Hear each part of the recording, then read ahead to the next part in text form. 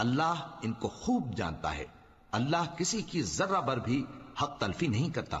اور اگر کسی نے نیکی کی ہوگی تو اس کو کئی گنا کر دے گا اور اپنے ہاں سے اجر عظیم بخشے گا۔ بھلا اس دن کیا حال ہوگا جب ہم ہر امت میں سے احوال بتانے والے کو بلائیں گے اور تم کو اے نبی صلی اللہ علیہ وآلہ وسلم ان لوگوں کا حال بتانے کو بطور گواہ طلب کریں گے۔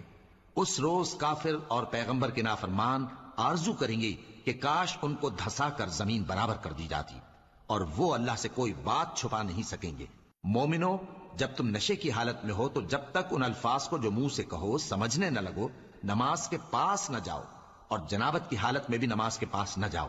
یہاں تک کہ غسل کر لو۔ ہاں، اگر بحالت سفر رستے چلے جا رہے ہو اور پانی نہ ملنے کے سبب غسل نہ کر سکو تو تیمم کر کے نماز پڑھ لو، اور اگر تم بیمار ہو یا سفر میں ہو یا کوئی تم میں سے بیت الخلا سے ہو کر آیا ہو یا تم نے عورتوں سے